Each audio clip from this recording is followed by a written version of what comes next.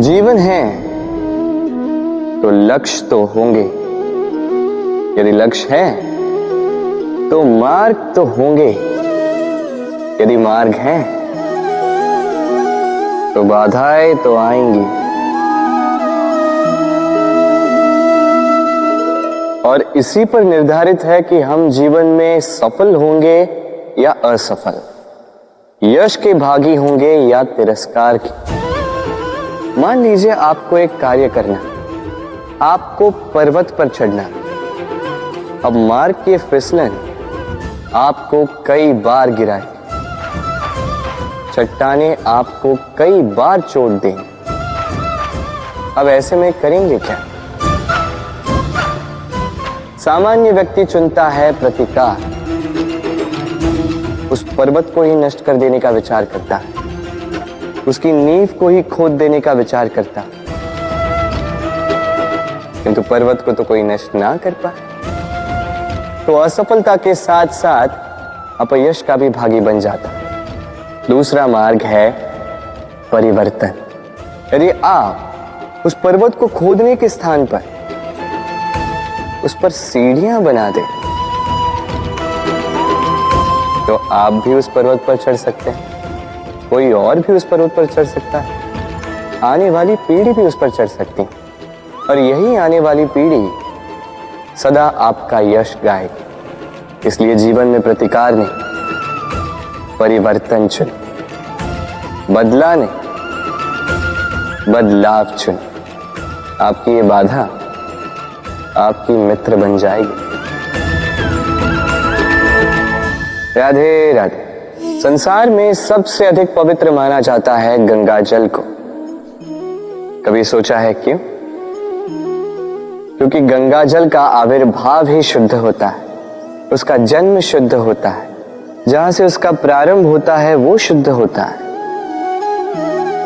और प्रारंभ का शुद्ध होना अति आवश्यक है। हमारे जीवन में प्रारंभ होता है हमारे विचार से। अपने विचार शुद्ध रखें, क्योंकि इन विचारों से बनते हैं आपके शब्द। आपके शब्द शुद्ध रखें, क्योंकि इन शब्दों से आपके कार्य संपादित होते हैं। आपके कार्य शुद्ध रखें, क्योंकि ये कार्य बनाते हैं आपका स्वभाव। स्वभाव से बनती हैं आपकी आदतें, और आदतों से बनता है आपका चरित्र। और ये चरित्र संसार के समक्ष आदर्श के रूप में आता है। तो विचार से आदर्श तक की यात्रा शुभ तभी होगी जब आपके विचार शुभ होंगे। तो इस संसार में, इस जीवन में आपके विचार शुभ रखें, शुद्ध रखें। आपका मन प्रसन्न होकर बोलेगा राधे राधे।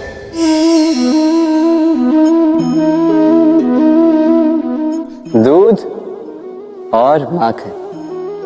यदि मैं आपसे पूछूं कि इन दोनों में संबंध क्या है, आप कहेंगे सरल सी बात है, दूध से ही तो माखन बनता है। यदि मैं आपसे पूछूं कि इन दोनों में अंतर क्या है, तो कोई कहेगा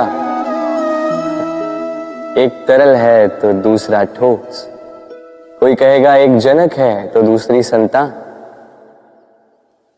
नहीं, इन दोनों में अंतर है शुद्धता का। माखन दूध से कहीं अधिक शुद्ध होता है। इस बात को कुछ इस प्रकार समझा जा सकता है। यदि कोई कीट आकर उस पात्र में गिरे जिसमें दूध गिरा है, तो आप क्या करते हैं? आप दूध को फेंक देते। किंतु यदि कोई कीट आकर उस पात्र में गिरे जिसमें माखन रखा गया, तो आप क्या करते?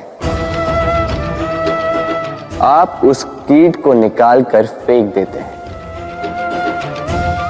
ये कीट मैला है, ये कीट दूषित है। और यदि हमारा मन निर्मल ना हो, तो ये कीट हमारे मन को भी दूषित कर देगा, उसे मैला कर देगा।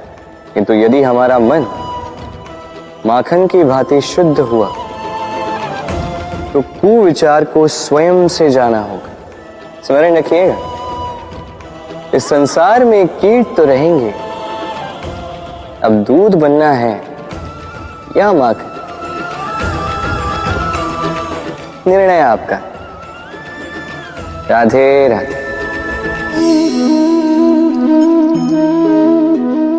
आपने जीवन में कभी न कभी किसी पौधे को जल तो दिया ही होगा।